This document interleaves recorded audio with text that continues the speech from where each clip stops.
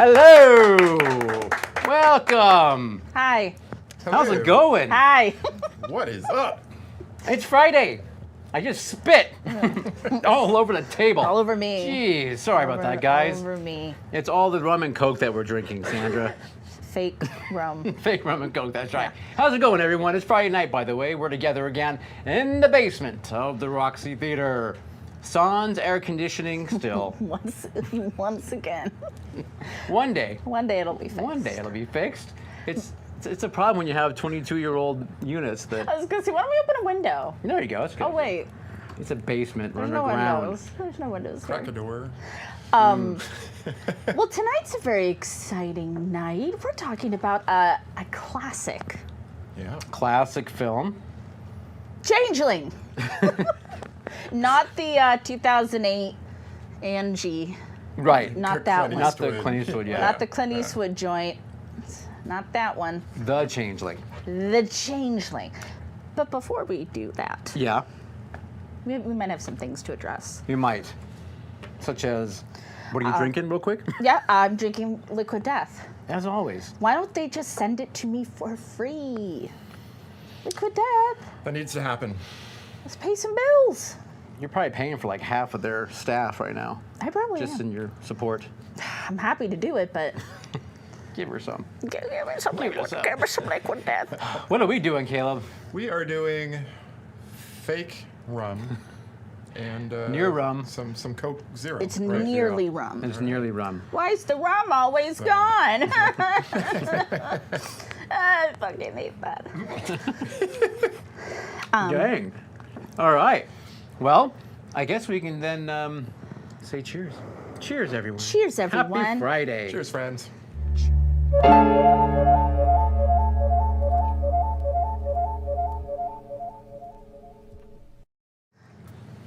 That was great because I was parched. You were I was parched. you were withering. There's no question.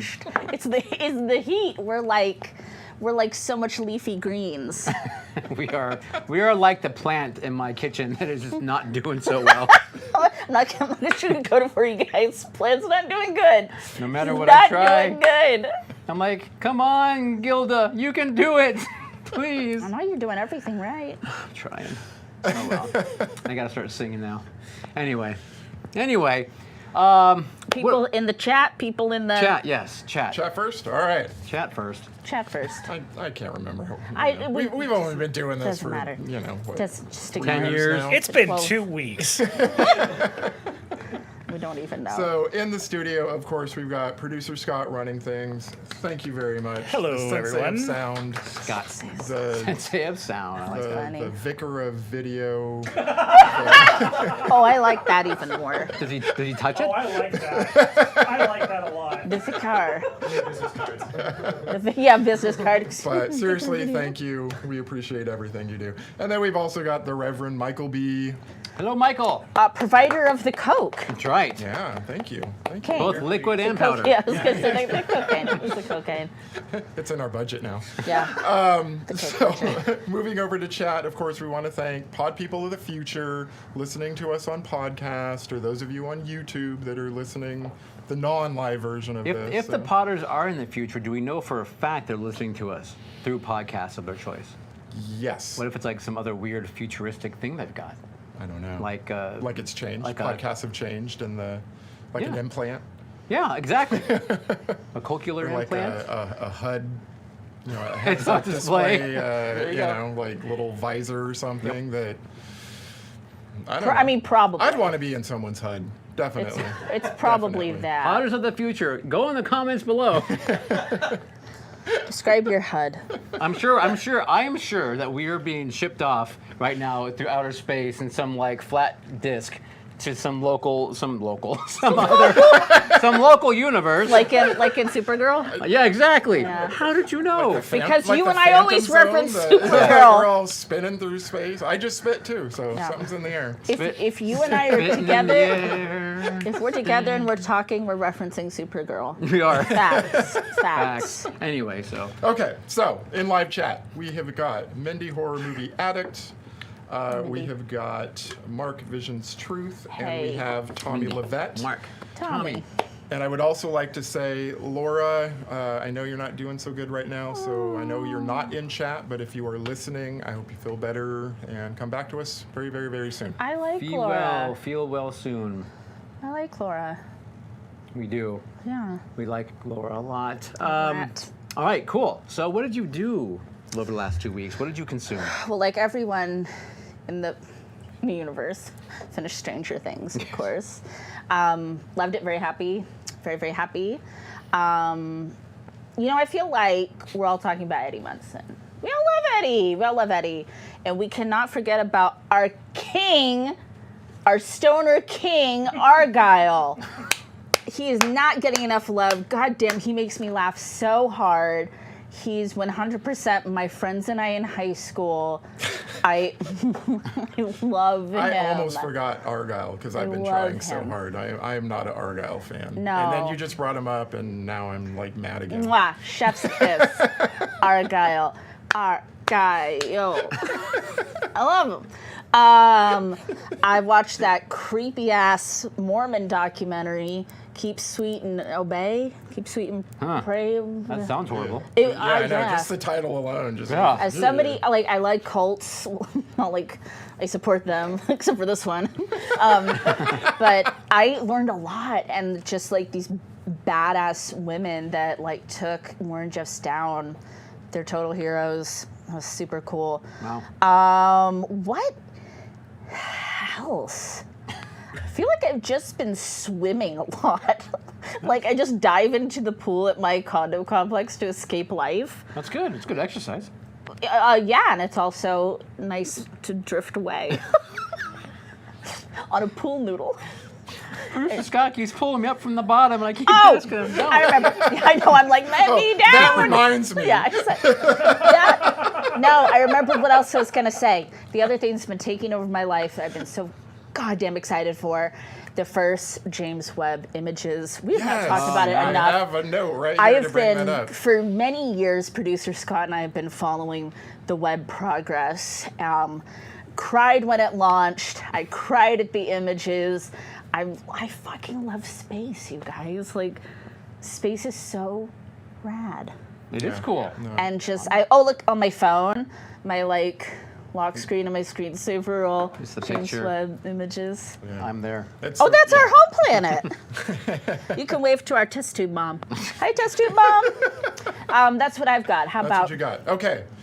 First of all, I want to say happy birthday to Ari Aster, who turns 36 today. 36. He's just we're a the same age? He's just a baby. We're and the look same at those, age. Look at those movies he's making out. Oh my God, Hereditary, Ari. Midsommar, or Summer, however you want to say it. I don't know. Ari, I love him. Let's see, James Webb, you brought that up. Stranger Things, yes, I too did that. Started Wednesday, I guess it was, What We Do in the Shadows, season 4.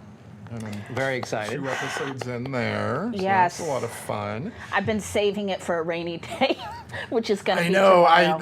I couldn't. I- Now that I saw that it's there, I can't not. I'm not going to be able to wait past I tomorrow. can't do it. Nope. No. Yeah. Yep. So, also finally started Our Flag Means Death. No good. Finally. Finally. Jesus. I'm I think 4 episodes into that. Loving it. What's that to love? I know. And we're getting to season 2. They're working on it. Yeah. Yay. After 6 months, I finally finished reading Gone Girl. I told you to just give up on her. I should. I'm stubborn. The bitch I'm is so gone. She's stubborn. gone. No, I know, but It's in the title. it's in the just text. like knowing kind of how it's going to end, and just having such unlikable characters. Like, Oh, they're yeah. awful. Like, I just struggled through it. But then, after I finished, I immediately started reading A Long Way to a Small Angry Planet by Becky Chambers. And I'm like maybe 50 more pages That to was go. birthday gift, I've, right? I've been Yeah, it's tearing birthday through it. gift. Just, I have rediscovered my love for reading that Gone Girl stole from me. You know, we call that in the biz a book hangover or a book slump. Because sometimes they'll do that to you, and like a book that's like a little bit of a struggle to get through, throw you right into one, or sometimes a really good book. Yeah. Oh my God, Becky Chambers. Oh, it's great. We I don't love it. deserve her. I love it, I We love don't it, I love deserve it. Becky Chambers. So, great book. Thank you. You're welcome. I love you. Neil. My turn. I pass the ball to you. Thank you. Neil's like, I I take too am the reading a ball book. of energy. I too am, yes, easing through. Ease on through it. through. Stranger Things, finished it. I don't think I cared for the ending as much as you, it sounds like. I was happy with it. But okay. Yeah. I was a little disappointed with the very end. But how about you? What else? Are you happy? I was happy until Neil and I started talking about it, and I'm like, oh. Ew, did you Zardoz him? Did you Zardoz? Yeah, I Zardoz him. that's lame. Wow. Reverse Sardoz. No, I won't be swayed. I'm happy. I don't know how No, I producer Scott enjoyed felt it. about Neil, it. no, Neil didn't change my mind. Neil's a hater. I but liked the There season. are some things about it But- that I had already told him that I kind of didn't like, but Namely Argyle. Argyle and Hopper and Joyce. Oh, damn, Yeah. that's a lot of Yeah. things. The whole storyline. I just thought that storyline was Yeah, it was pointless. pointless. It didn't do anything. No, pointless. Oh, I had a good time. Throw it out. Anyway, I had a blast. Tommy hasn't finished, so we don't want to spoil it. Yeah, No, absolutely no not. spoilers. Absolutely not. No, Oh, and Gory Bits Jesus. just joined us. So. Hello, Gory. Hello, Mr. Bits. Welcome. Gory just watched Thor: Love and Thunder. Oh, I gotta Quite watch enjoyed that I film. gotta watch that. Yeah, Bits. good film. I also finally watched the massive talent Nicolas Cage movie. Oh, okay. Oh yes, we like. Nicolas Cage? The Unbearable movie. Weight Oh. of Massive Talent. Yes, thank you. The Unbearable Yeah. Weight of Massive Talent. I thought it was quite enjoyable. Yay, I do okay, I'm highly looking forward recommend to it. I thought it was a really good time. One of Cage's probably best things in quite a while. So, Dang. actually.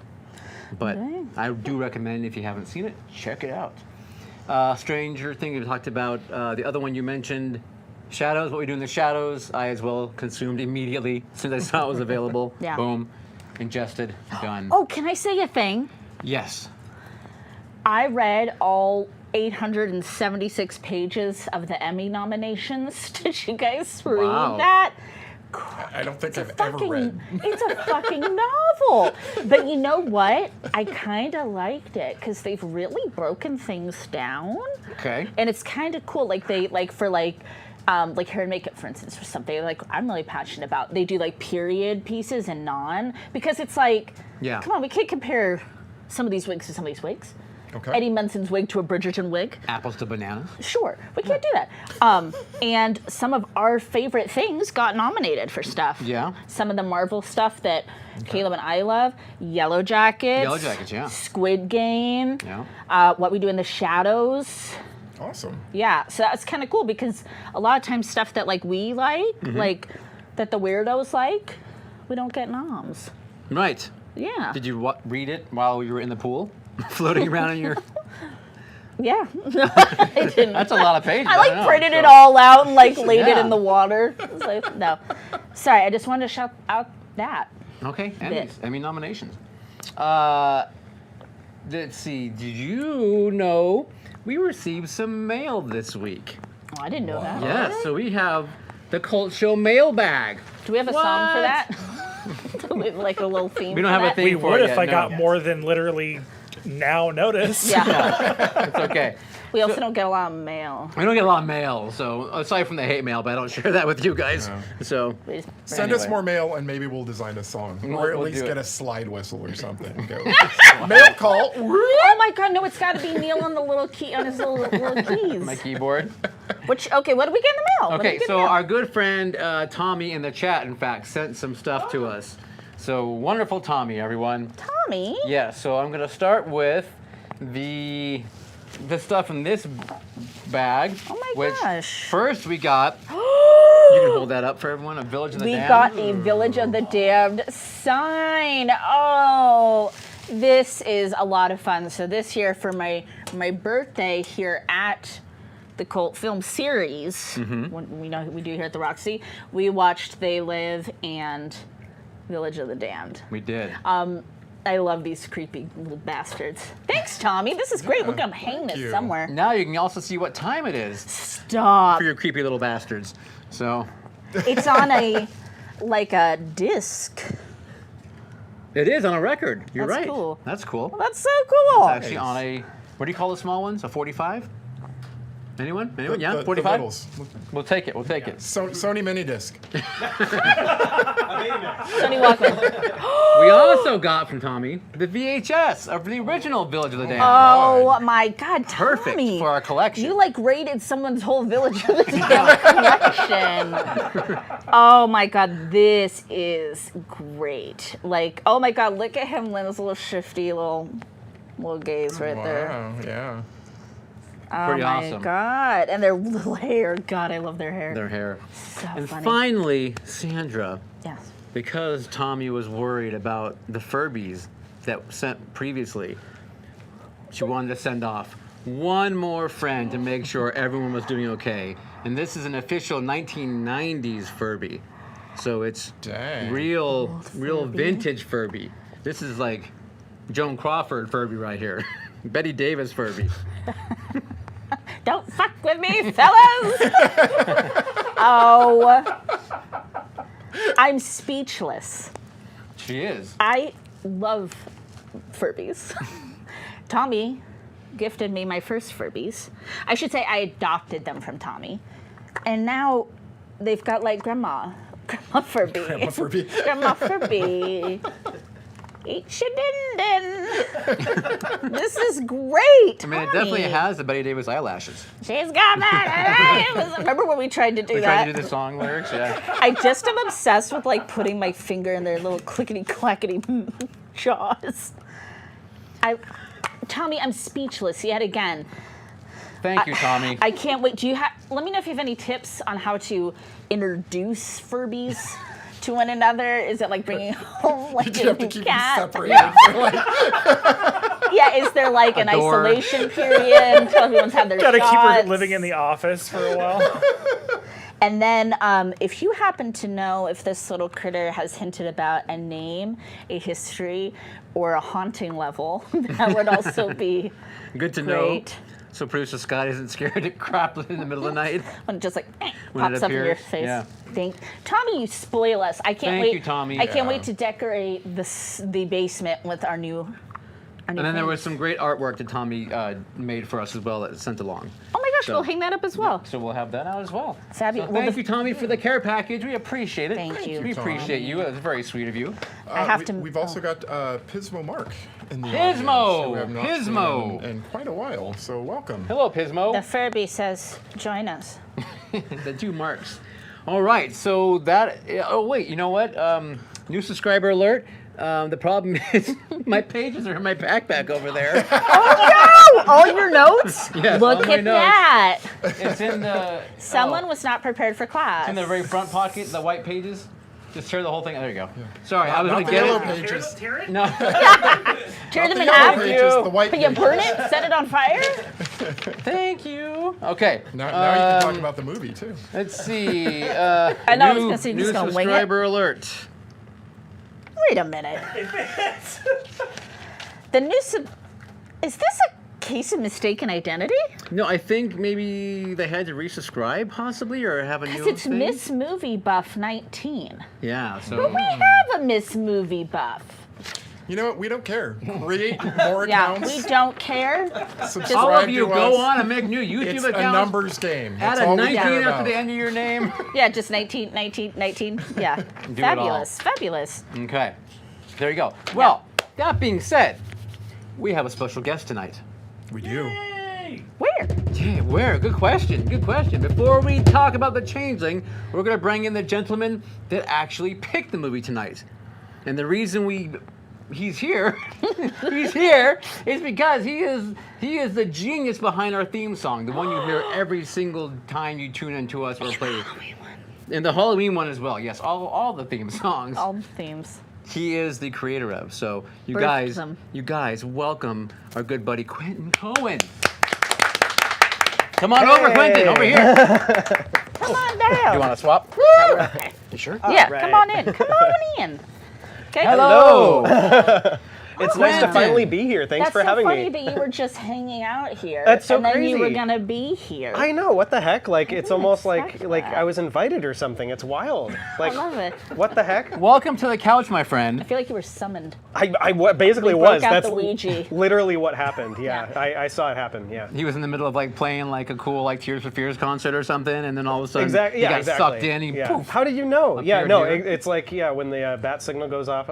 I have somewhere to be. Yeah. The cultists need me. Na-na-na-na-na.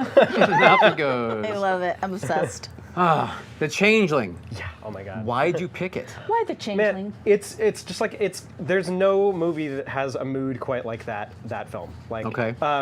The acting is like mostly on George C. Scott. Carries Yeah. Mostly it, he yeah. is like the music is just super creepy and fun, and like I really enjoy the spooky kind of classical piano thing.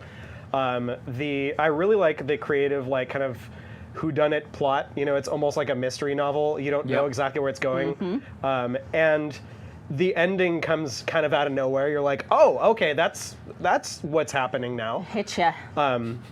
And some of the scenes just like are still like some of the creepiest things I've seen in films today. Like, you know, like the down the stairway, ball falling down the stairway bit still Yeah, gets yeah. me. Love Good that. stuff. I love And that. and the dream, like the recurring dream where the girl sees him coming up through the floor, that I love that. freaks the hell out of me every time I see it, no matter how many times I see it. And part of it's like the sound effects, the creepy like creaking sound effects. It's just like a really spooky movie. It's a Cool. treat. Yeah. I'm so very glad you picked it. Oh, thank you. A classic. Thank you. Awesome. Classic. We haven't talked about it. We haven't. We've so maybe brought it up like once ever. possibly, yeah, possibly. Yeah. But no, it's a good film. I'm glad you picked it. Thank you. I am honored to have you here because you are. Can we say that you are a musical genius? You are a savant, if you I'll will. say it. Okay. I Genius. think that's a very opinion-based thing. So if you can, you're welcome to say it. You're very welcome to say it, but I don't necessarily take it as fact. But Well, thank you very much for Here's that. how I can attest is that when I first approached you to write the theme song, I gave you like, you know, I'm looking for this and I kind of this and a little bit of that mixed in, and then at the Right. end I want something kind of 50s.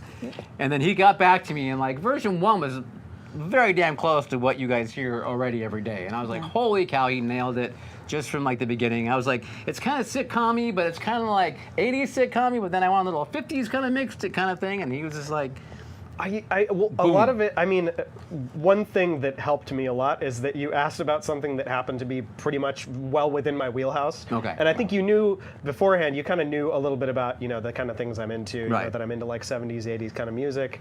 And so that worked out really well, I think, for both of us. But I mean, that's also something that not everybody does is gives helpful feedback on what you want. You know, like a lot of times people Yeah. go, you know, I want a theme song on this thing, but like, yeah, just do what you want. And then you write something and they go, that's not at all what I want. And you go, well, like, you didn't tell me what you wanted. Right. Like, what was it? How was I supposed to know that's completely different than what you you need wanted? like direction. And you were very Yeah. specific about, you were like, I want this kind of a vibe. And it happened that was something I was like, I kind of think I know what you're going for. Like, luckily I'd known you for a while. I know the kind of movies you like, you know, sort of mystery science theater vibes in there a little bit. yeah. Yeah. So yeah, I really had a lot of fun, and I'm really glad you asked me to do that. That was really fun. I still you. remember when you sent me that message. I remember where I was when I got that, and I was like sending a response in the car before I left because I was like, I want to make sure to respond to this and say yes right away. Sweet. Well, yeah. it was a day of infamy. We'll when live I forever got in the our yes, hearts. I was very Yeah. excited. Well, here's how I know that it's a great song, because I'll be like just walking around doing whatever, and I'll just start humming it. Pop in your head. It gets stuck in your It's head. a Does. good It's a song. weird. It's a It's weird. great. We have a question in the chat for you. A couple of questions, actually, Quinten. Oh, yeah, I Have see you that. seen the new Pet Cemetery movie? I have not seen it. I've seen the original one You a love while it? ago. I really enjoyed it. Okay. Yes. Yeah. The new one is. I had a fun time when I was watching it. You know, I had a fun time when I was I watching had it. no problem with it. I'll be honest. Yeah. And then the original Exorcist.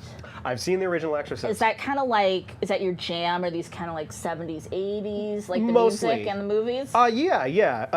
I wouldn't say exclusively. I think I was just talking to a friend about this, how I think part of what I like about movies from that era is that the like when there are gory bits or like scary bits, Trademark. they're gory bits are great. Yeah, they're like more. I don't know. It's like less realism, which to me is more entertaining. I think it's like it's Often. more like it's less like I get actually freaked out and more like, oh, like how did they do that? Oh, this is so interesting, you know. Yeah. And I think that's more. Usually that's the vibe that I'm going for when I'm looking for a horror movie. That said, like I really enjoyed Midsommar and some of these other like newer horror movies a lot because I mean they're just horrifying, you know. Yeah. They effectively get across the movie they're going for. But yeah.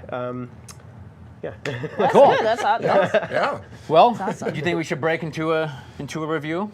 I think we should. We should do it. Producer Yeah. Scott. I'll pull up my notes.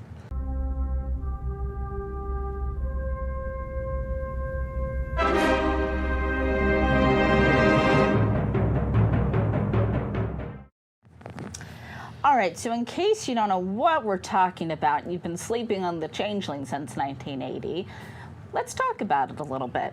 So, in the film, composer John Russell, played by George C. Scott, Patton himself, and from The Exorcist 3, those are the only other 2 movies he's done, is vacationing with his family when a horrific car accident kills his wife and daughter, and it is horrific.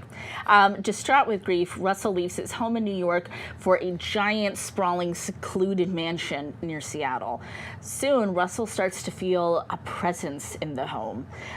He seeks advice and assistance from Claire Norman, and played by Trish Van Devry?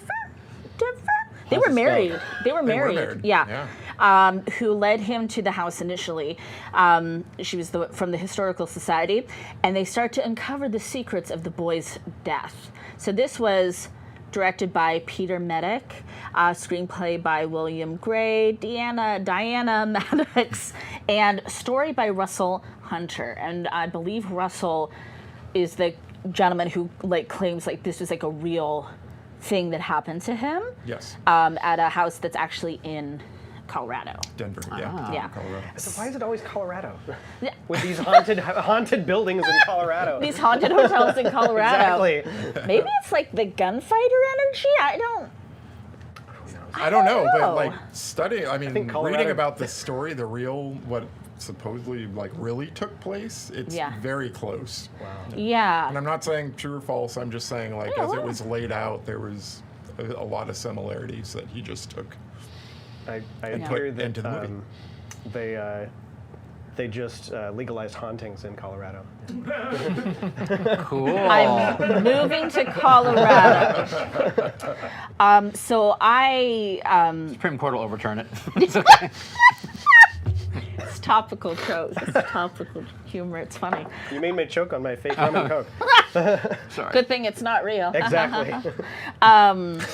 So I feel very similar to you, Quinten. I've been watching this movie since I was a kid. Was that the first time you saw it too? Somewhat probably in high school or something yeah, like that. Oh, sorry. It was probably. I think it was on Turner Classic Movies or something a lot around Halloween time. It's a great gothic tale. I love the soundtrack. Of course, it's absolutely gorgeous. It's a slow burn mystery. It's cozy. It feels cozy to me. It's like a cozy film. I could definitely have this on in the background a lot, and just really enjoy the music and enjoy George C. Scott's cadence rising and falling. He's such a class act and such an incredible performer. He just every time you watch him with something, you're like, my God, that man was so good. He was so good. And it seems like he had a really genuine person about him. Right. You know what I mean? He didn't like the Academy Awards. We know that. He didn't like actors Right. being pitted against each other. He was, I don't know. He just seems like a very interesting guy, and he chose some very interesting roles. Yeah. And most notably, the greatest eyebrow in history. Oh, absolutely the greatest. Well, Joan might have something to say about it, but you know what? They can fight it out. Great. And so I'd seen it multiple times. You'd seen it multiple times. Caleb, first time. First time. He was one of those that was sleeping on it since 1980. I'd never even heard of it, to be honest Dang. with you. Dang. A lot of people I've talked to have never heard of it. So- They're like, oh yeah, the one with Angelina Jolie? Yeah. No. Yeah, no. Nah. I saw it back when I was a teenager, grabbing as much horror content as I could. Right, yeah. Which at that age, it didn't do it for me, obviously, because Of course, I yeah. just wanted, Yeah. you know, You weren't ready. I wanted the gore, I wanted the sex, I wanted the, you know, whatever, the slashers and this and that. But going back through it now, of course, I have a much greater respect for acting and cinematography and story. Well, and So- the slow burn is not necessarily for everyone. Oh, absolutely. But I like it. I like a slow burn. I love gothicism and and the mystery as it unfolds. Seance. Yeah. Oh my god, my favorite part of the movie. But, Yeah. So good. Well, we'll let Caleb talk first. Yeah. What did you think, Caleb? First timer. The first timer. He's like, I fucking hated it. Which I would say. So you know me when it comes to people in yeah. houses, right? Like I'm like, nope, you need to leave. Get out. Just get out. However, and I did think that at one point, like the first time he sees the kid in the bathtub. Oh yeah. I'm like, nope, you need to just Yeah. turn around and get out. He Just has reasonable. less leave of your a stuff. You're renting. You're not Yeah. locked in. Right, It's right. okay. Yeah. Just leave. He has you know? a lot But less the longer commitment. it went on, it was obvious that whatever it wasn't like super malevolent, and so I was like, okay, well maybe it's all right that you do stay. It's a Right. little weird that you're running all over the place trying to figure this out, but I will forgive that because it's really entertaining. So Well, and I there's- enjoyed it. I There's the liked it. tie to like his daughter and all of that too. So I think that makes a little more investment. Yes. Yeah, compared to a lot of movies where, I mean, like he's not even probably in a lease. Like he can probably I know, just right? go. Yeah. There were several points, Caleb, where I was like, oh, this is where Caleb's going, get out! And then like, you come there, Caleb's like, get out! So many moments. Like I was watching it with But- some friends one time, and one guy reacted like, "Man, he's not even like." He's not even scared. He's just angry that Right. this is happening. Yeah, he's I know. like, he's like pissed off that this ghost is haunting his house. Right. Like, what are you doing? Well, I mean, first of all, like I wouldn't have even when he finds the staircase. There's no way I would have. Oh walked yeah, up the that. creepy like. Hell no. Yeah. No. Like, what are you thinking? Yeah, exactly. Oh yeah, spooky staircase behind a boarded up door. Let me go up there. That sounds There are like a two great types idea. of people. There are, There yeah. are two types of people because for some of us, Yes. that's the dream. That is you're in. You want to this- find that in your own house. Is that a hidden hidden passage? staircase? Yeah. I mean, like the going into like it's an old house. Right. You find a hidden door that's bolted shut. Are you fucking kidding me? That's Yeah. awesome. And then you go in, stuff's covered in dust, and there's like old stuff, and it's like, Yep. oh, I'd die. There's I'd a be so spooky- happy. There's like a spooky music box that plays. I know. the I'm like, Yeah. don't theme. touch the music box. It's haunted. It's cursed. It's gonna do something. The to minute you see that old wheelchair up there, that's Oh, you're done. yeah. I'm done. Out, I'm done. I need a cigarette. I have to recover. diving right out the window. Rock and roll. This is great. This is the life.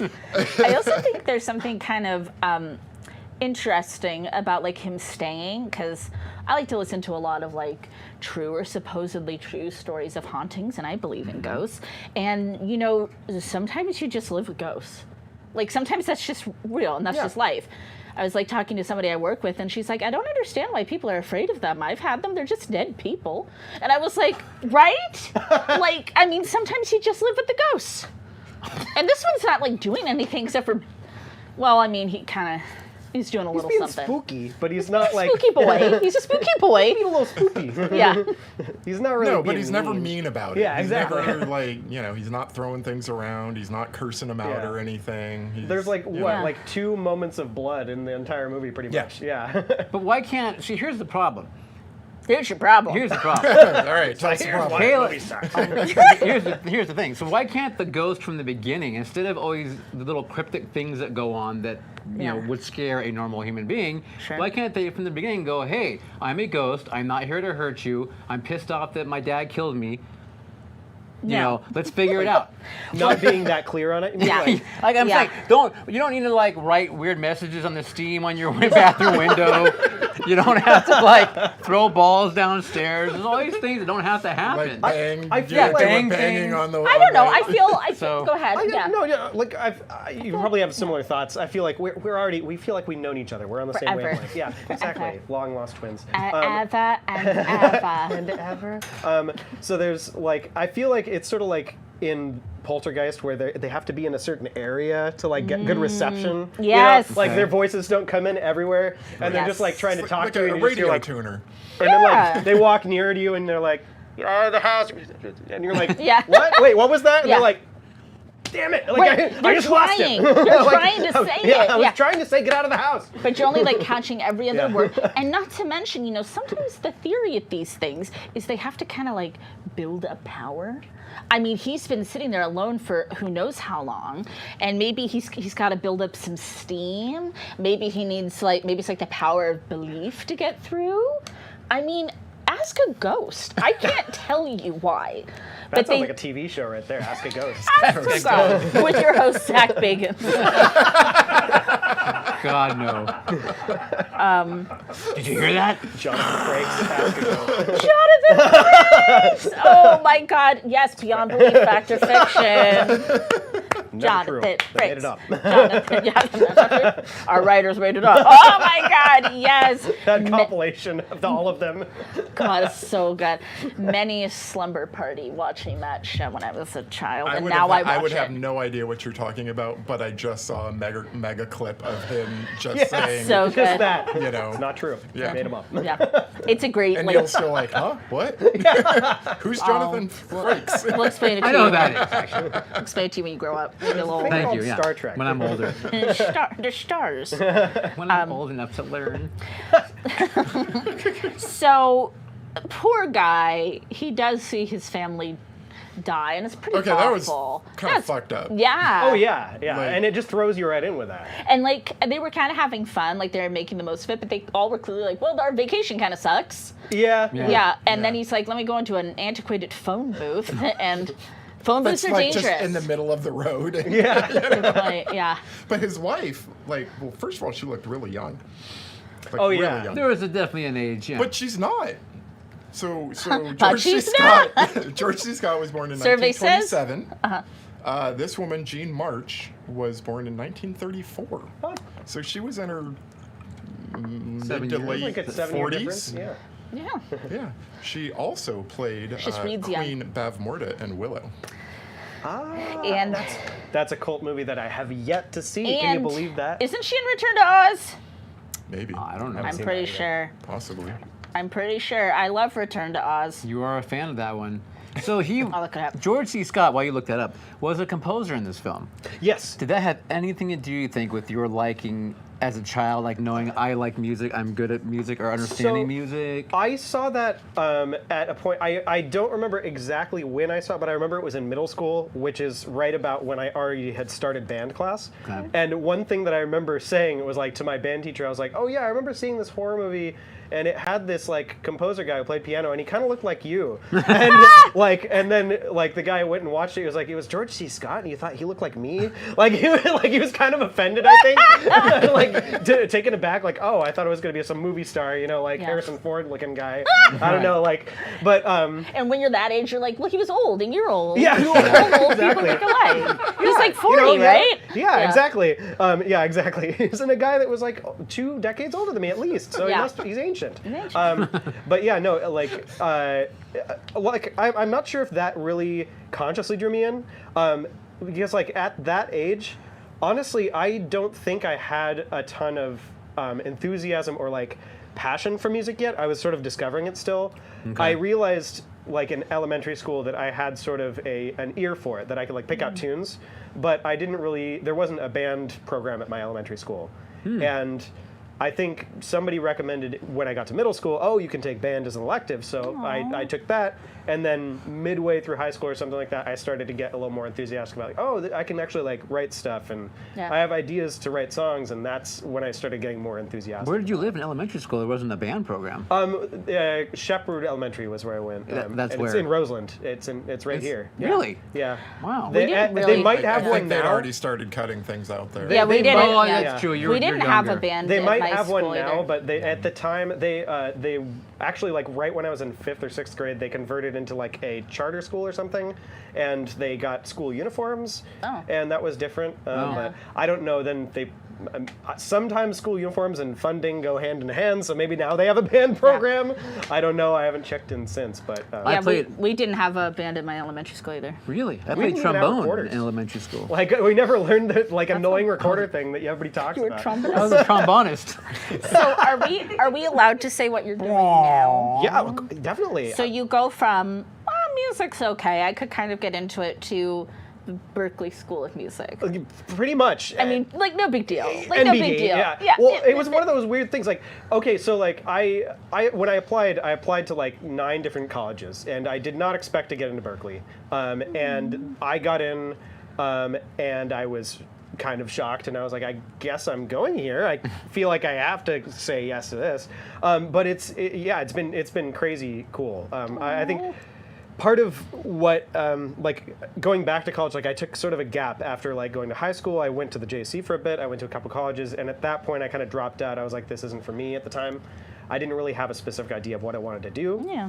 Now I've gotten to a point where I have a little more idea of, like, what I want to do with it, you know. Do more stuff like this, basically. Like, do the CULTSHOW theme, things like that. Do like, music for people that need it for their shows, for their podcasts, for advertising, awesome. for film, TV, all kinds of stuff, and also original stuff either for myself or for other musicians. I love One really fun thing and exciting thing that I've been able to get to do is work with a lot of singer-songwriters who they'll have like an idea for a song or like the basic idea for a song, and then they'll ask for my advice on how we can flesh that out. Like, oh, Nice. let's add this guitar part here. Let's change the drum part to do this, and that's really where I think a lot of my passion is, like adding in the different layers and stuff. Like helping people. That too. Yeah, Yes, yeah, that too. like oh, you lost soul. That's a very sweet way to put it, but- Lost little lamb. just like Neil was that day. Yeah, right. That's the first thing I say whenever somebody wants my advice on their song. I go, "Oh, you lost little lamb. Let me help you with my vast knowledge of music." Yeah, that's Tut Let me child. bring Yeah, you tut- back to the flock, Yeah, exactly. where it is safe and warm. There are no Let me wolves. Take my let me hand. help with my superior skills and intellect. No, it's like Kind of true though. Well, no, it's the thing is like I think that everybody should have a understanding that like music, like there's this, I feel like there's this notion, especially today, of this like it's kind of with social media we have this impression that everybody's doing perfectly all the time, and that is especially true of like music and recorded music. And like it's really not the case. You cut to any professional musician in the studio, they're going to be making mistakes 20,000 times and then getting finally the right one. Right. And they go, oh, that's the one. Yeah. And I think it creates this illusion that everybody's able to do it perfectly on the first try. Right, And yeah. a lot of people that are interested in getting into music get discouraged because you make a lot of mistakes, especially when you're starting, and you keep making them throughout your career, even if Yeah. you're, a professional on like making millions and billions of dollars. Yeah. Those are technical figures. Those are yeah. You can look those up. Yeah, exactly. Yeah. I looked those up before the show to make sure I was on millions and billions of dollars. It says right here. They carry the one Yeah, divided by exactly. So two. it Yes. adds up to but yeah, $1 million. But no, I think it's really important for people to realize that it's an approachable thing and it should be fun. It should be like something Yeah. that should be like an activity, a fun activity, rather than a product. That I think that's how it's framed a lot of the times. Is like, this is the work of art. This is the piece that I have finished making, and here it is to present to you. Yeah. As opposed to this whole thing is a process. This is like an engaging thing, and I'm like, it's like people. there's a saying that like a song is never finished; it's just abandoned. You're like, all right, good enough. It's like that's close enough. I'm gonna let go and We're gonna release call it. Yeah, Yeah, we're calling it exactly. Yeah. That's good though. Yeah. That's probably healthy. I think it's Yeah. a really healthy mindset to have. I try to embody it and don't always succeed. You know, a lot of times you end up beating yourself. Ah, man, like I didn't get that right the way I wanted it, and it's really tricky to train yourself out of that. I think it's kind of taught in a lot of different ways subconsciously in our society. But yeah. Do you play piano? A bit. So for first instrument I played was like a keyboard at the elementary school. The They one had you like play. exactly you just like that one. Fellow keyboardist. Just like that. Yeah, it was like one of those things where like, oh, there's a demo song on here, and like, oh, like I plunked out some melody for like House of the Rising Sun demo version of like Casio House of the Rising Sun, and then some kid goes like, hey, how did you figure that out? And I'm like, what do you mean? You can't. I thought everybody could do that. Like, and then somebody's like, no, and then I'm like, oh, this is different. Okay, and like going home, figuring out like the Pennzoil theme and all like just like all these catchy melodies I have stuck in my head. Like anything that I could like think of, I was just like, oh, that goes like. Can this. you do Hot Pocket? I'll get back to you on that. Yeah, That's a hard one. I know. I know. Yeah, like it's pretty. Take it back to Berkeley. Yeah, work it exactly. out with I'll everyone workshop there. that yeah, one. Yeah, exactly. Bring some friends in on. Yeah. Exactly. So funny enough, I did take a jingle writing class though. There was That a sounds teacher. fascinating. It was insane. This guy, John Aldrich, he was like a legend. He had like in the jingle game. Yeah, he literally like he's made like bazillion dollars. Another technical figure. I checked with him. Yeah. And he's like Bazillion. bazillion. Yeah, make sure that's spelled right. How many zeros is that? Yeah. How many zeros and bazillion? But yeah, he's like insane and writes jingles for everything and was, that is like a perfect example of like how to take yourself just seriously enough. Yes. Yeah. Because he was talking about that, like there's a lot of his cohorts, they were like, oh, I don't want to go into jingle writing. That's for like losers who can't make it in the real world of like jazz music or like classical music. Yeah. It's like, those are serious professions. Jingle writing is for hacks, Right. And then they come to his house and they're like, oh, Yeah. this is a nice place. Right. How'd you pay for this? And Or he goes, like- jingle writing. Right. I mean, Yeah. Barry Manilow did okay. Yeah, exactly. It's like, You wrote like jingles. make a hit, make a jingle. Like it's. I It's like high art and low art. It's like that's so rude. I like think, there's really an annoying sort of divide there, and I know people on the other side of it who are annoyed about it too. I have a friend who just graduated from UCLA in classical bass performance, and he's talked about how he wants to break down that wall because a lot of people have this impression of, oh, classical music is only for fancy gatherings and you have to be very respectful and reverent, and like he thinks that there really should be more opportunities for like classical musicians to go to a house party and just like play a quartet where people are vibing and listening but also talking and having a beer and stuff. I love that. I'm a huge fan of classical music. I love it. It's like one of the things I listen to the most, and I'm not fancy. Exactly.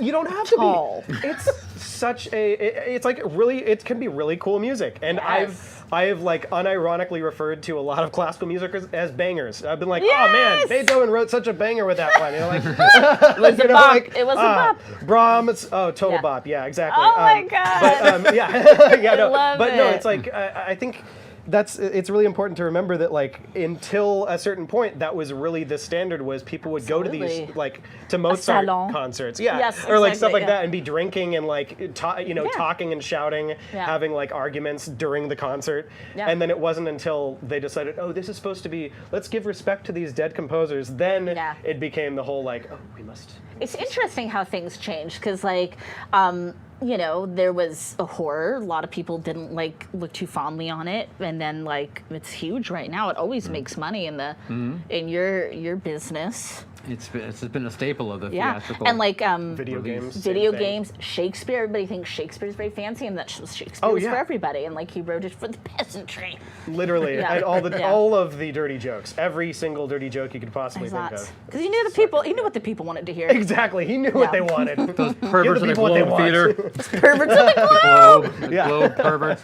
So speaking of the movie, Yes. and the music in the movie, Yeah, what yeah. about Oh, did yes. you like? What, I'm just gonna pour some more liquid I death. think- Don't mind me. One thing, I mean, I loved that was such a creative plot element of just like, oh, he comes up with this really beautiful and kind of melancholy, kind of creepy melody, and then, oh, it's already been written. It was there like love 100 that. years ago. Yeah. The first time I saw it, and even still, I just like get a little goosebumps every time I get Yeah. to that part because it's like. It's freaky, you know, like what if Right. that happened to you? And you're like, I know I had this idea, but here it is written by somebody 100 years ago. It's like a spooky thing. Because it's like clearly something was subliminally like influencing you, and that's a little yeah. freaky. I liked even, you know, like one, I don't know if this has been changed in recent years, but if I remember correctly, the sound quality on the movie is not great. Audio-wise, just overall, there's a there's a lot of muffling overall, just like the dialogue and the score. If I remember correctly, it was kind of like, I don't know. I maybe watched a it on little- Shudder Maybe it was crisper or something. for us, and I feel like it was better than a lot of things. So it's probably maybe a little remastered. Could be. I mean, we've talked about that so much when there's movies that it's like, oh, why can't I get a good transfer? You know, But things deserve it. I think Yeah. the sort of dated quality of it affected, like, I like the way that piano itself sounds. Yes. It sounds like Yeah. old and spooky and like, oh, it's such a, yeah, and a lot of it is like very piano centric, but I think it fits really well with him being a pianist and Yeah. Yeah, it totally makes sense, right? Can I jump in and talk about the note that wouldn't play on the piano? Yeah. Was a D. The D, what was it, D? It was a D Oh, it was, yes. for death. Oh, no! Oh, nice. That's a good one. I never noticed that. D for death. Nice I one. love that. So, kind of related to sound, the seance. Yes. Well, and then that ends up being really cool because they're recording it. Yes, And the I was reel-to-reel. I was like watching that, and I was with producer Scott. I'm like, I bet that was like top of the line, best money could buy. The reel-to-reel thing? Yeah, Yes. yeah. Oh, yeah, of So you course. have the creepy seance, and then he's recording it, and then you get to hear the EVPs back. Yeah. And there's something definitely about that, like the sound and that technology that adds. Yeah. Yeah, to the I whole love thing. the aesthetic, yeah. Yeah. Absolutely. Because you can, and the rewinding it, backing up, playing again, and he has to Oh, like. so good. Yeah. You get the little. Yeah. I and the love click. that. Yeah. Yeah. Yeah, the old tape deck. Yeah. And then like just hearing like a creepy voice. Yeah. You don't want to hear that on an iPhone. Yeah. I mean, it's like it'll work. I'll take it, but I want to hear it on a clackety clackety. God, yeah. That's I- another technical. I think I just was. I have a class in learning how to use a clackety clackety. semester, yeah. It's I like haven't a learned quite yet. glockenspiel. I'm not. Yeah. The clackety clackety. The clackety Like clackety. that. Nice. Do you guys think it's kind of funny that like he's upset about the ball, so he literally goes and throws it over a bridge? Like no. Well, I think like it's partly. I mean, I feel like partly it's the emotional reaction. It's like, hey, that's my daughter's ball, and Yeah. like maybe part of it is like maybe he's trying to be like, okay, maybe it's time to let go. Sure. And A then- bridge will do. Yeah, a bridge will do. You know what? I'll just litter right here. This is the perfect place. it is Yeah. literally. Nothing Yeah. gets rid of things like Yeah. a high bridge. Throwing it Yeah. over a bridge. Yeah, nothing is more final. Yeah, I kept No seeing- one plays with my daughter's ball. except for my dead daughter. Yeah. My ghost child. I kept thinking like, Baxter, the man punches Baxter.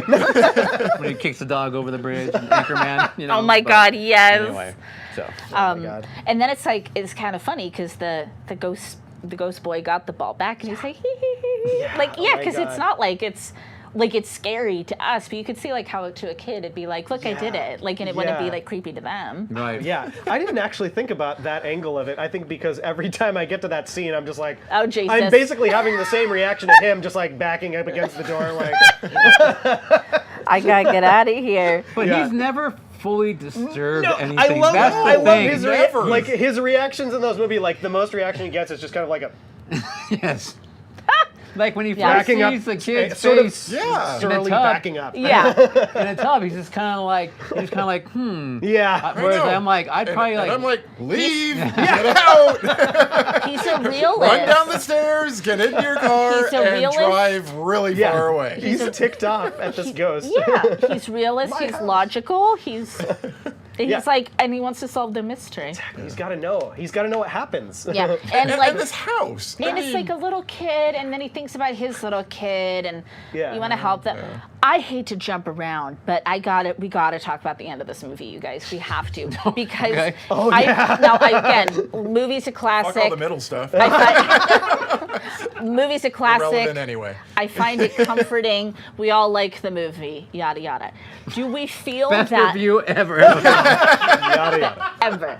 Do we all feel that the senator may be overpaid for something that wasn't his fault? I yeah, see. Yes. Yeah, I see that. Yes. He literally possibly. didn't do anything.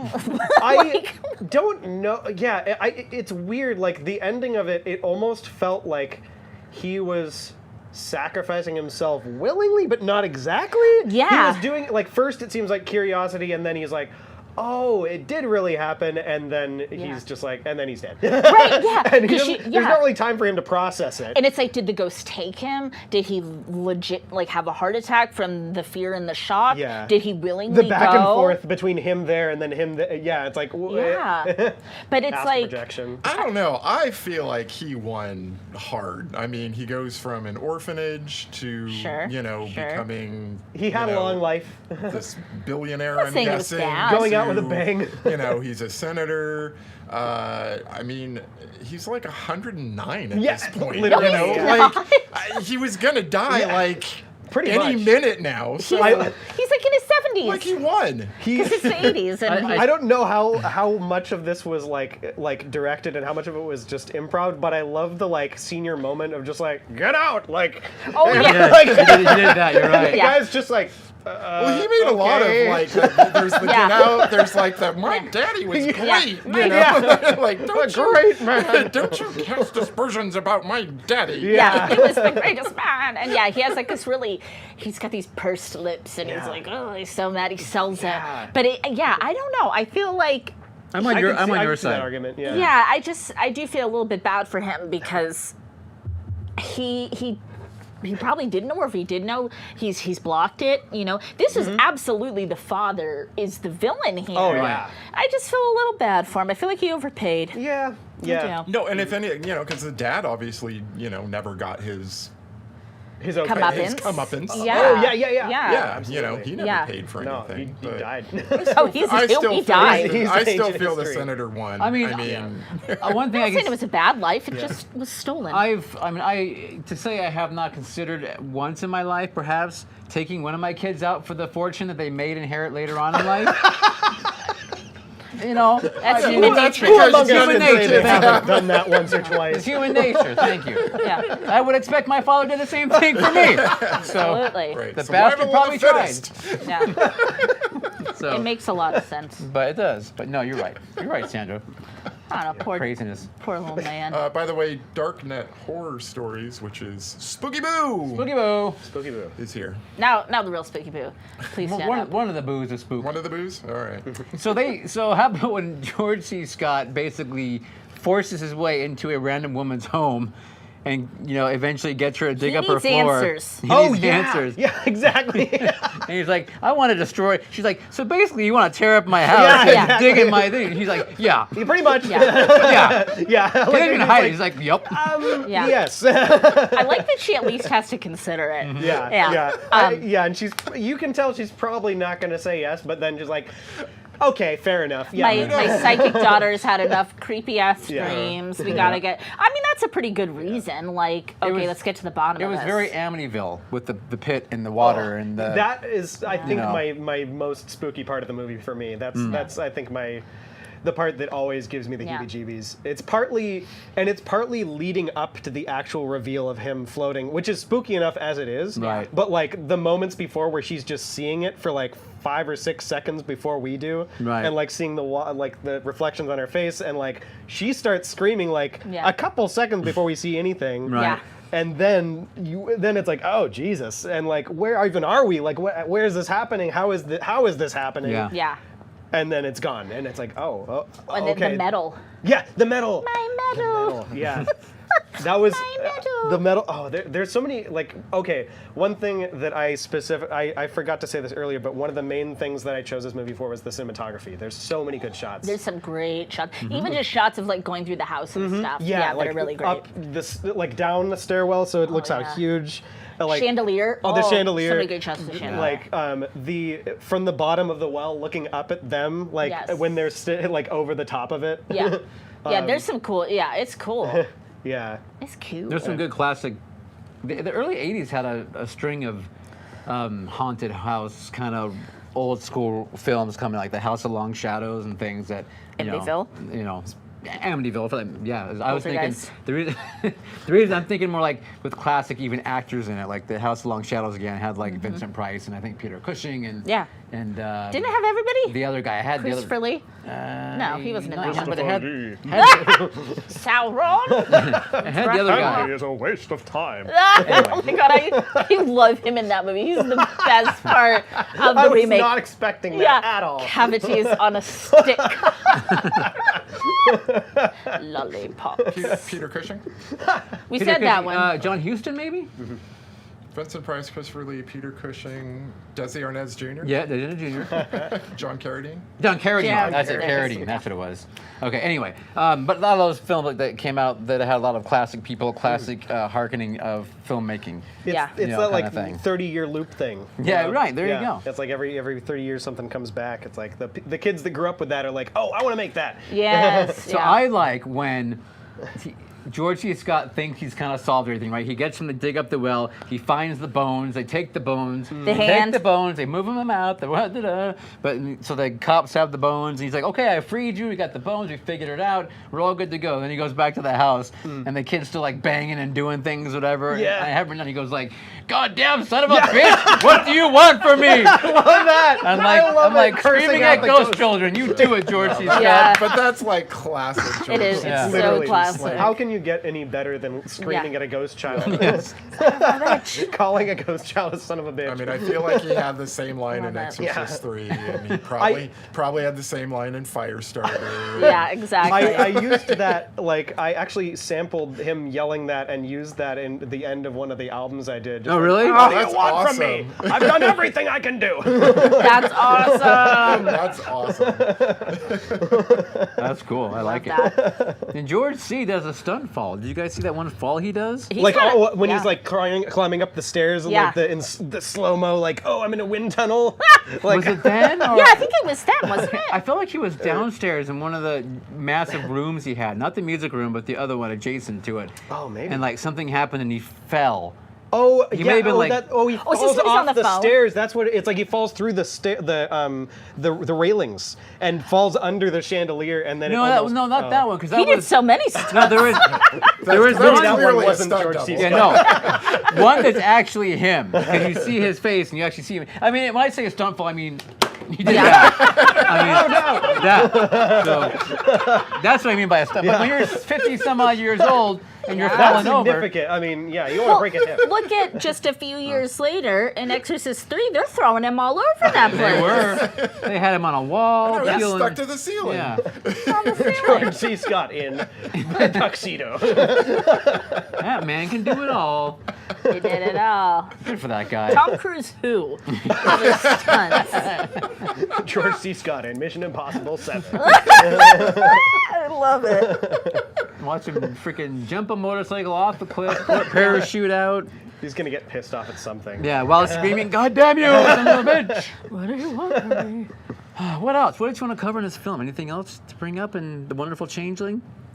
Well, I did have a huge problem with the house that he moves into. Like, that is an awful lot of a house. For, Oh, it's Oh, yeah, it's yeah. a lot you of know, house. for- Like for, just so he can bang on the piano for a and not guy bother who anybody. just lost his family and Yeah. is like, you know, not in the great mental place Yeah. anyway.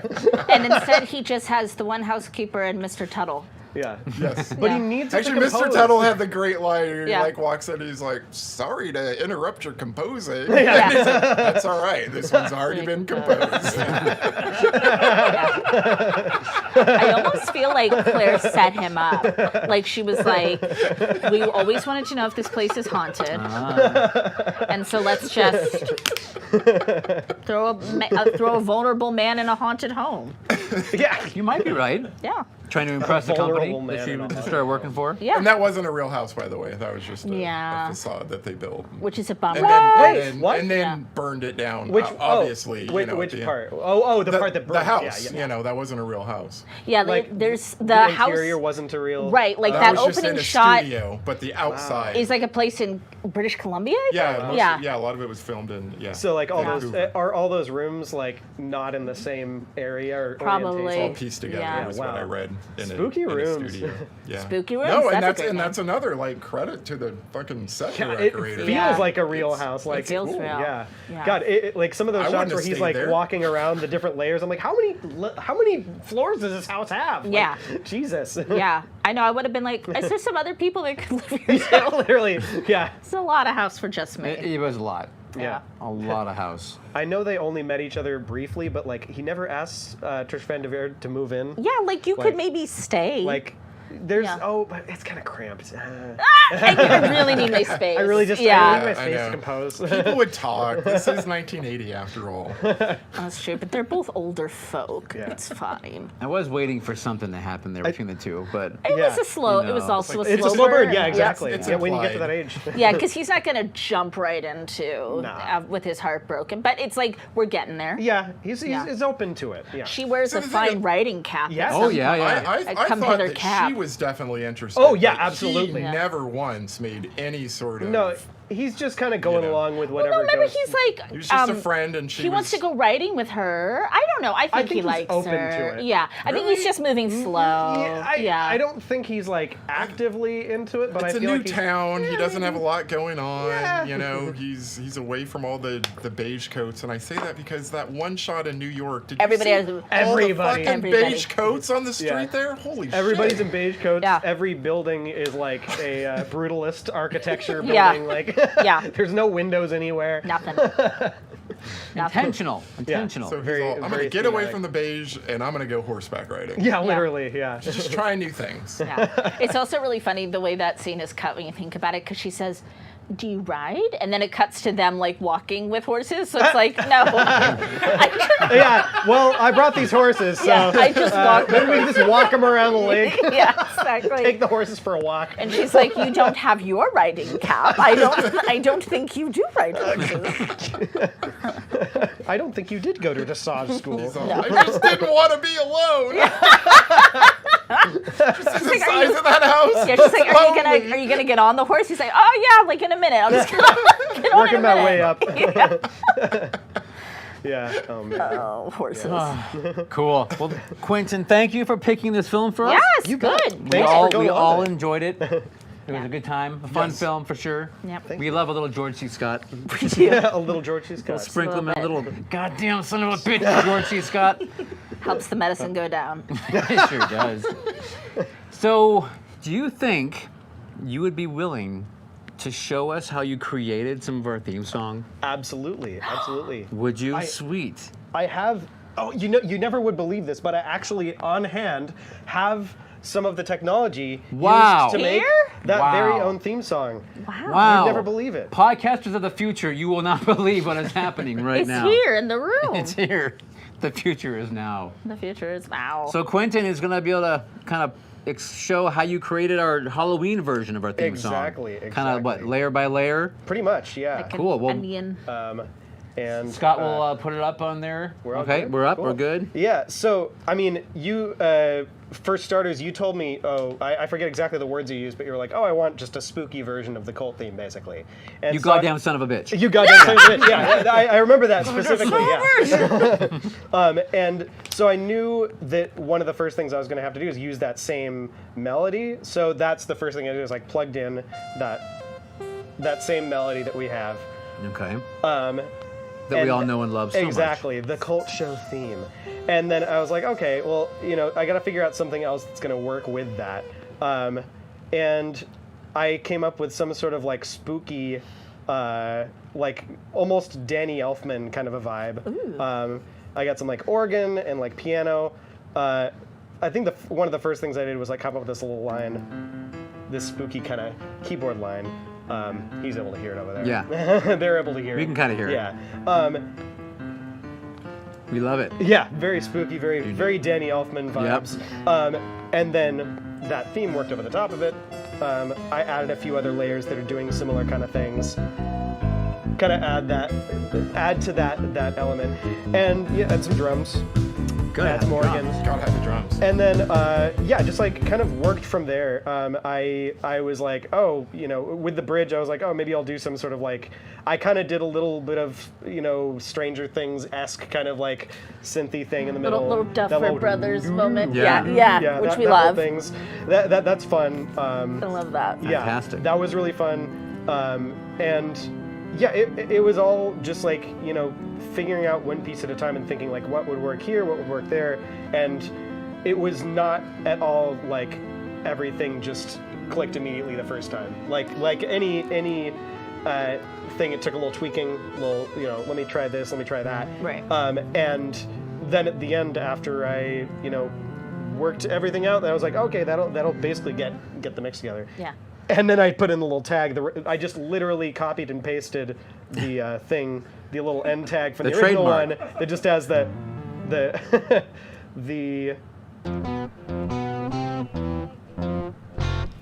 exactly. Yeah. Complete with that. Yeah, exactly.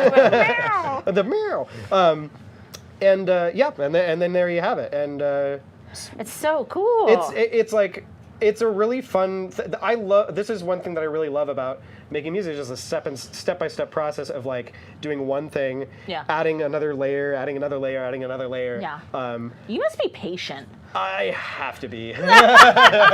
It's not necessarily because I want to be, but I think I chose. Is it maybe stubborn? Yes. Sometimes in some patience ways, is actually code for like stubbornness. I'd say more than stubbornness. I think it's kind of like I'm trying to get away from it, but some amount of perfectionism, because like a lot of times I go, it's not exactly what I wanted to do, and I spend hours like tweaking stuff.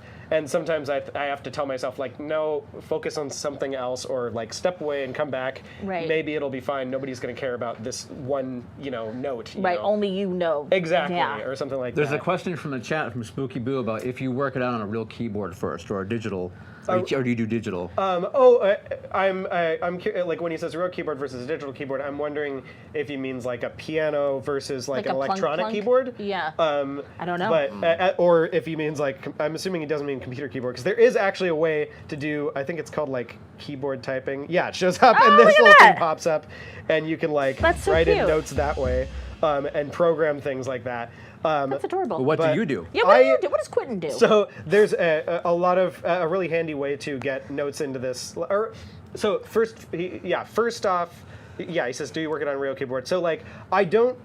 With this one, I don't think I went to a different instrument besides what they call a MIDI controller, which is the keyboard that can plug directly into something like this, communicate with this program, and when I play the notes, they'll show up on the screen. Nice. Right. Yeah.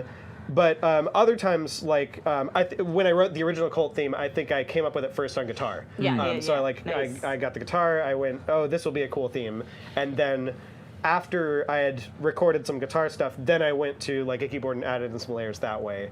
Nice. And I went about it that way. So it maybe kind of depends on the project. It really does. Yeah, Yeah. I think exactly a MIDI keyboard or the keyboard typing. Yeah, it was with MIDI keyboard. The keyboard typing, I feel like it can be okay if you don't have a MIDI keyboard on hand and it's like, and you don't have anywhere else to do that. Yeah. But it gets really clunky really fast. You only have this much space to work with. Yeah. And so you can it's do like wee. a little. If you have to do like 3 or 4 notes, that's fine, and copy and paste. Yeah. But if you have to do like something like that, where there's like 45, 50 different little dots, Oh my. then that would get real old really fast. Yeah, it would. Wow. So it's a lot easier when you have the full thing and you can just plunk it out. Yeah. And something like this, it wasn't like I went in and went, okay, this note, and then this note, and then like this one was one where I like figured out I'm going to do this, I'm going to do that, and then I practiced it for a while, and then just recorded this section in real time. So I went and went like do do do do do do, like had the metronome going, and then it's way easier to do that than program every single note by itself. I like it. Awesome. So Quinten is also you also scored a film, a silent film. Oh yeah, and you were nice enough to have it shown here, which was amazing. That's like still one of the coolest things that's happened to me. Like, I really appreciate that. Like, It was Name of the film? impressive. The Cabinet of Dr. Caligari, the classic. I've heard of it. Yeah. I don't know where I first saw or heard of that one, and I don't know why I chose that one specifically to score, honestly. Like, people have asked that question, like, oh, why did you choose that one? And I honestly don't remember making a choice like, I'm going to do that. Right. And it just, I think I had seen it. I had some ideas of, like, I was thinking, oh, I want to do this for some silent film. Yeah. And I think a friend of mine had recommended, oh, this would be a cool project for you to do. Yeah. Actually, part of why I wanted to do something like that in the first place was I really liked Mike Oldfield. And the only reason I had heard about him in the first place was The Exorcist. Okay. And you hear the first like 2 minutes or so of Tubular Bells in that, and then years later I found out that's both sides of an album. What? That's a like 40-minute piece. What are you talking? I didn't know that until like a few years ago. I was like, it's the Exorcist theme. I love it. It's like that. That is right up my alley. Like I love stuff like that where it's like. Sort of, like it's not always my cup of tea to just have sort of an instrumental meandering thing, but I love that kind of a thing, and I wanted to do something like that. And my friend thought, oh, this would be a great vehicle to do something like that, and he was right. And I did, even in some sections, I actively was like, I want to do a Mike Oldfield vibe here, or like I want to do, a Robert Fripp kind of thing here. Or I want to do like a Pink Floyd thing here. And it was a really, really fun project. It was it turned out really well. I cannot. It's on your what's it called, SoundCloud or what's the? So it was on YouTube. I think just about a month ago, I finally got a complaint from I think it was like the people that restored it. Because it was I used the restoration. Okay. It was like synced up to like the restored, nice looking one, and so I think they were the ones that were like, "Hey, you don't have the rights to use this." The first time that happened, it was like I think I put up some disclaimer about it, or I disputed it, and they were like, "Okay, because you're not making money on this anyway, it's fine." Yeah. And then 2 years later, they're like, "Actually, you have to take it down." So. Those copyrights. Yeah, laws. Who needs them? Am I right? Well, I see Marky. they're restoring a film. They didn't pay any rights for it probably because it's in the public domain. So they get to point. they get to restore it and say you can't show it or whatever. That I don't blah know. blah blah. One thing that I was happy about, though, I wasn't expecting to get as much attention as it did on YouTube, but about a year ago, it got a bunch of comments because I think, that some YouTube guy, I think it might have been Angry Video Game Nerd or somebody like that, some of the big ones, was talking about movies and mentioned Cabinet of Dr. Caligari, and. So, I think somebody in the comments was like, "Oh, who's here redirected from that video?" And a bunch of people got redirected to my soundtrack version from that movie, from that episode coming out. Oh, cool! So that was really unexpected and cool, and I got twice as many viewers from that I had before, and that was really nice. And it was a fun mixed bag of comments like, "Wow, this is really cool and unique," and garbage, throw away the score completely, never attempt something like this again. I'm like, haha, thanks. Sounds like the so internet. Much for the feedback. Appreciate That's it. the internet. Yeah, exactly. Sounds like it. So you do have stuff available online though, correct? I do. I sure do. I have a Bandcamp page. Yeah. QuintenTCohen.bandcamp.com. Can we link it? QuintenTCohen.bandcamp.com. That's a thing. I recently have some newer stuff up on Spotify. I've got a SoundCloud, which is more sort of either unfinished or school projects that I didn't think were more professional release stuff, but that I still wanted to share with people. Yeah, of course. Yeah. And just we actually link that account in our credits every episode. Oh, awesome! It's always there. Oh, awesome, man! Thank you. No, thank you. we give credit for the theme song. Yes. So let people know where to find you. It's important. It's important. It's appreciated. Oh, hey, man, we appreciate you. And you're genius. Genius. No, you. You're the genius. Well, speaking of genius, would you mind playing some games with us? I Some guess musical games? I could probably do that. Yeah, why Musical not? games. Do you mind? Musical I games. mind musical games. Yay. Do we put them over there? Whoa! Let me no. not step on my mic and destroy it. There you That's go. I do that all the Scott, time. do we have a thing? Oh, sure. No, that's fine if we don't.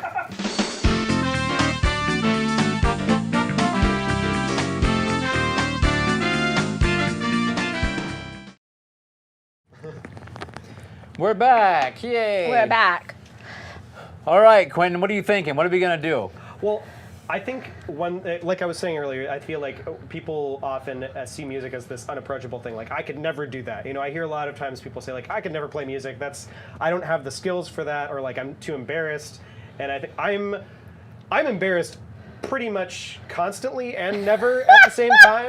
You know, like it's just like a perpetual state of embarrassment. So like I think there's I can no relate real to embarrassment that. anymore. Yeah. It's your normal. Exactly. Yeah. That's my new normal. You know, Yeah. exactly. Yeah. When you're always embarrassed, you're never embarrassed. It's the best way to be. And I feel like, you know, like there's a lot of creativity to be had in creating really silly stuff. You're just making weird stuff up. You know, like perfect example, Jack Black in School of Rock, when he just makes his whole like, oh, this is a great song that I have, and creates that like completely like a cappella version of his like perfect concert performance. And just like, you know, I feel like so I think it can be really fun to just make up a song on the spot sometimes. Okay. Do you have any like, you know, one you can do it about anything. It could be about something that you ate today. It could be something. Can it be about Furbies? It could be about Furbies. I think that's a great idea. You know, like how do Furbies make you feel?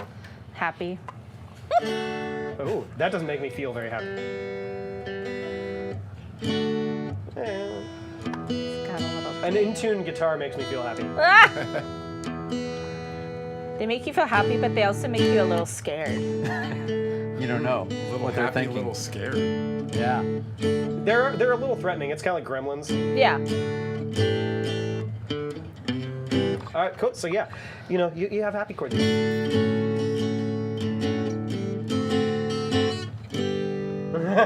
But it's right. like anything that pops in your head, you could be like, oh, Furbies make me happy, and you're like, Furbies make me happy.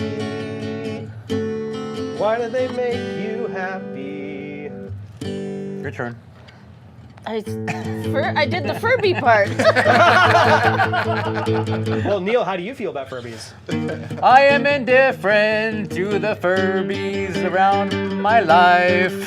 This one likes you. They are furry and have eyes of ice.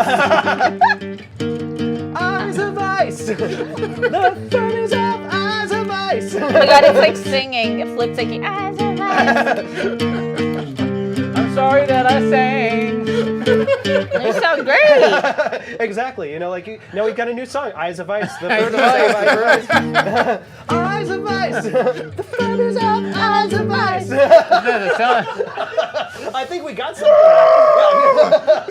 TM. We better not get any copyright claims on that because we just made it. That's the, We. New song. I was that's in the the last room thing when we it need was is made Big up. Furby to come after us. Exactly. I mean, I think it's like important to remember, like you don't have to take yourself too seriously, especially at the beginning of the songwriting stage. Like you see Peter Gabriel in the studio, oftentimes he'll make up fake words. He'll just be like "Whoa, whoa," before he has the lyrics, and just like come up with a melody, weird like nonsense syllables, Right. and then later he'll be like, okay, now I have lyrics, but he has the vibe already because he's like, I know generally the mood I'm going for, Right. And so you can like have fake silly lyrics, and then later on go, wait a minute, okay, what if I had this serious lyric here? Right. I've got a serious lyric. Wait a minute, what about this? Oh, I know, sledgehammer. Yeah, exactly. Sledgehammer. Perfect. That's it. Yeah, exactly. Like Eyes of Ice could be something like maybe Eyes of Ice like maybe Furbies aren't involved. I'm so sorry. Oh. What if Furbies? I'm so sorry. Yeah, exactly. Yeah. So you have the Eyes of Ice thing, but what if it's not about? What if it's just like about some sad like, oh, this relationship I lost. It's like I guess I'm kind of ripping off Cold as Ice with Ice. Yes. But the rhythm is different. It's a complete. It's not like a Vanilla Ice situation. It's like, why is all of the ice today? I don't know. It's because it's like hot. Yeah, So- exactly. It's a subconscious craving. Yeah. But yeah, if you have like something where it's like, you have like that going on, you're like, I thought we had something together, and then like singing about like. Now this is the Furby, because now the Furby's yeah. been broken up with. Yeah. Like, That's it. Okay, this is it. Yeah. Okay, we got you got it. We got a Furby like love song, a tragic breakup Furby song. yeah. Furby tragic breakup album. Concept album. It's like Toy Story 4, where Andy has outgrown the toys. Oh my God, yes. Yes, exactly. And now the toys are writing this There's gonna be breakup, a this really, loves, this ballad, this breakup ballad. Exactly. Like it's And yeah. he's tapping its little foot. It's a Tapping toe its tapper. Producer Scott, you got any lyrics for Ice? Eyes of Ice? Now I'm thinking of Cold as Ice. I'm thinking of all the ones that we don't want. See, I've been thinking of Eyes Without a Face by Oh. Billy Idol. So There you go. there you go. And it's like You guys went Ice, I went Eyes. Oh, yeah. like the I think I was talking about like the arranging, the like changing different aspects of like the layers, like Yeah. differentiating the layers. That's like one thing that I love about. I think that's one of my biggest passions in creating music, is like coming up with interesting contrast between layers. And so like you have something really basic like that,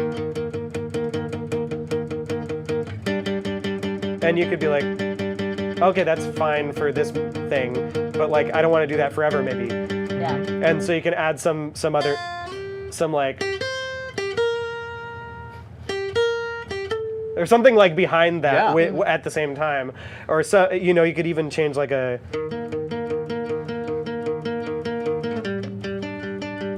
And that completely changes the the mood. You know how that makes me feel?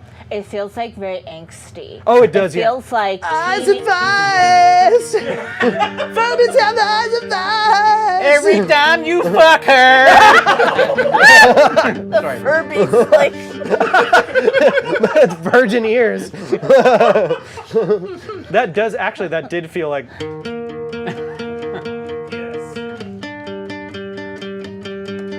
Okay, I'm not the only one. Yeah. Yeah, exactly. I don't want to rip off System of a Down. I mean, I do, but not too much. Not They would be without fine with outside it. of So that it's yeah. You need the Yeah. extra duh. As long as I can not get sued. they would be fine with it. They had an album called Steal This Album. True. So I don't think they meant steal these songs.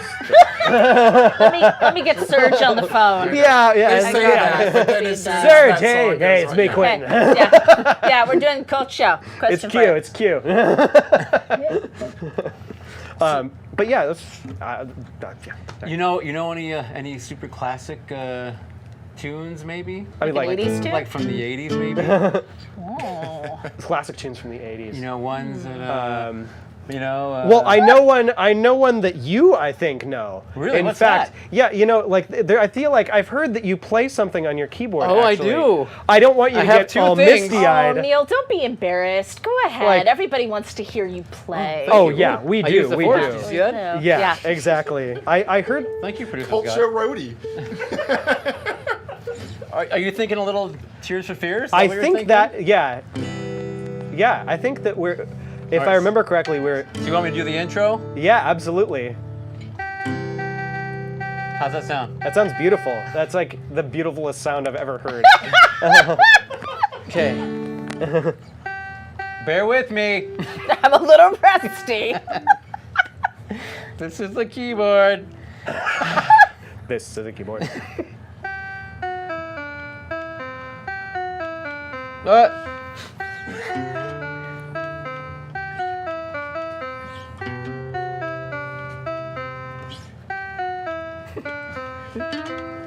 That's okay. Quinten says it's okay to make mistakes. I'm making lots of mistakes.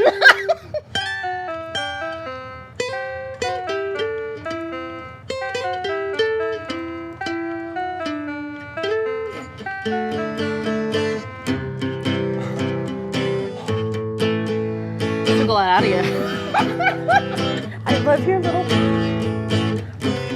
I'm gonna want some help on the lyrics on this one because you got the sheet right there. You're gonna make me sing? We'll all sing. Okay. I don't know this song. You've ever seen Donnie Darko?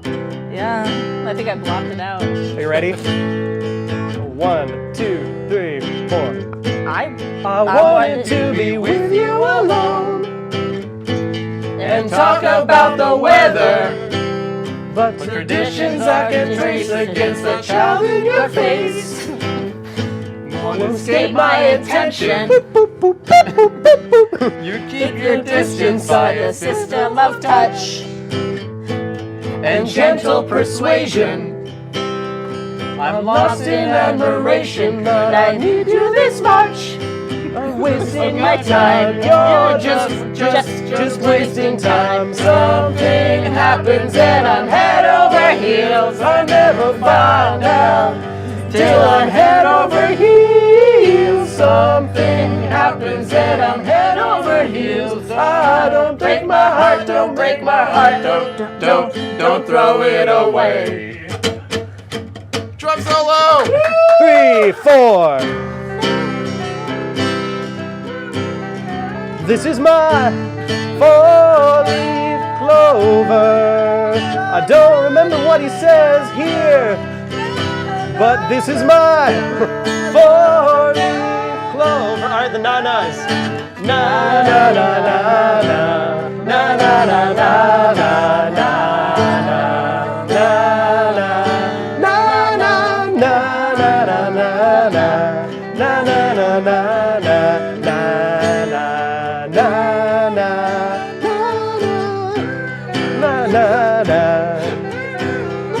in my mind's eye, one little boy, one little man. Ain't it funny how time flies? Yay. Bravo! Cover that claim! Shut it down! Shut it down! Shut it down! You First guys, ever sing-along. this situation was very Betty Davis-ized for me because I've heard like I remember that. Who's Betty Davis? You all are like, Was she oh, in it's Changeling? like our old camp song, and I'm like, You must introduce Sandra more to the ways of the tears. you know, I might be good. I think I don't think you can top that. You don't think? No, All right. I think it's that. Oh, it's the that. Casio. The little The Casio. Casio. Sponsored by Casio. Actually, not even. It's a realistic brand. It's Radio Shack brand. Radio Shack. Wow, Yeah. vintage. Vintage. Heck of vintage. The shack. A fine vintage. A fine. That's a really nice green key you got there. Well, I had that mark where I was going to start. That's a D for death. And we brought it back full circle. All right. Well, what do you think? I think we've had air enough. conditioner's kicked on. It's time to go. I think we've had enough fun Do you for mean the one day. AC? No, there you go. Music jokes. Wah, wah. We love them. Wah, wah. You should come back next time. Oh, thank you. Yeah, so Come back next time. Wouldn't that be funny if you're like, I'm gonna come back, we're gonna do the change thing again. Oh, yes. We're like, oh, okay. The Groundhog Day moment. Yeah, exactly. Didn't we already? No, we haven't filmed it yet, Quinten. This is the first time you've met us. That's really like gaslight you. Yeah. put your tiny little hand in mine. Well, it'll give Sandra enough time to learn some song lyrics so she knows what's Yeah, going on. exactly. What the fuck is this song? What is Sandra doing? There's also like a large part that's been scribbled Next out. time I'll We learn skipped Betty that. Davis. We just threw it at you. Anyway. All right, let's wrap the bow on this one. We don't know what we're doing next week, so we're going to have to get back to everyone on that. Whose pick is it? So, I don't know. Who knows? All right. Who even knows? I haven't picked Scott is anything in pointing forever. Me neither. Quinten. Oh, Quinten, come back over here with us. Do you mind? Please, I don't at all. All right. Why would I? So, thank you everyone for joining us. Thank you to the people in the chat and the Potters. Quinten freaking Thank Cohen. you. Yay! Thank Is you. there Thank you so anything much. else that you want to plug that you have going on that I- you I would love to plug a couple things. Like, I promise not Plug to it. take too long. One thing that I am about to do, I'm playing. I've played like. Not to exaggerate, but I've played like 50 or 70 musicals at this point, mostly in the North Bay. But this is the first time that I'm not going to be playing drums in one. I'm going to be playing guitar starting this next week from today. Sister Act at SRJC Summer Repertory Theater. Sister Act, I have the a friend musical. playing trumpet in it. Oh my God! No way! Wait, which? Oh yeah. It's Andrew. Andrew. I think Okay. I don't think he's lead. I think he's Okay, second. I think he's met second trumpet. most of the band the first time the other day, so I look forward to meeting him. Scott loves Small Sister Act. world. It's such a fun show, and so And I have my tickets to it, because yes. he's in it. So I will. well, I will I'll see you. Where are definitely say I'll hi. see you from the pit. Motherfucking I'll be waving Sister from Act. you. No one waving tells from me there. anything. It's Son of a bitch. This guy, It's this a freaking guy. SRT Santa Rosa. Yes, Summer Repertory Theater at Santa Rosa Junior College, which is a mouthful. And like my boss said, that I feel like they should change that to something more pronounceable and concise. But Yeah. SRT people think, oh, Santa Rosa Theater, close enough. Anyway, so there's that. And I've been playing with a lot of really talented artists in Berkeley, which I like. Ashna Gupta, Priyamani, Alsa Bay, all really talented singer-songwriters that I've gotten to work with over the last couple of years. And actually, the band that I think I mentioned to you earlier, Tower Brothers, has a single dropping today, of all days, called Soulless, that is out on all streaming platforms like Spotify and the like. If people want to Google Tower Brothers and Soulless, they'll find it pretty quickly. Nice. Really great group of guys. Cool. And they've been really fun to play with. So, Excellent. yeah, thank you so much. Thank you very much. Yeah. And then Mindy, yes, if I said next week, I'm sorry. I mean 2 weeks. That was a lie. Gosh, Mindy, you're all over me. She's texting, she's writing. She's everywhere. In 2 weeks. Just like that ghost kid in the movie we just watched. She's a lot like the God Ghost. damn it, Mindy. Showtime. What else do you want from me, you It's 2 bitch? weeks. It's a fortnight. All right, Scott. Yeah. Woo! Get us out of here. It is warm. All right, thank you, Quinten. Thank Thank you, you. producer Scott. Thank you, Reverend Michael B. Thank you, Pop People in the Future. Thank you, Mindy, for movie addict. Laura, get well soon. Thank you, Mark. Haley, Vicious get Tree. well soon. Thank you, Tommy. Thank you, Gory Bits, Gizmo Mark, and Turkey Lurkey. Spooky Boo. And any else Both ways, I can only have it one way. Oh, I think I'm not an ambi waiver. I can Bye, only do it to the guys. left. Buy one. more. Time. I think I can just do it one way.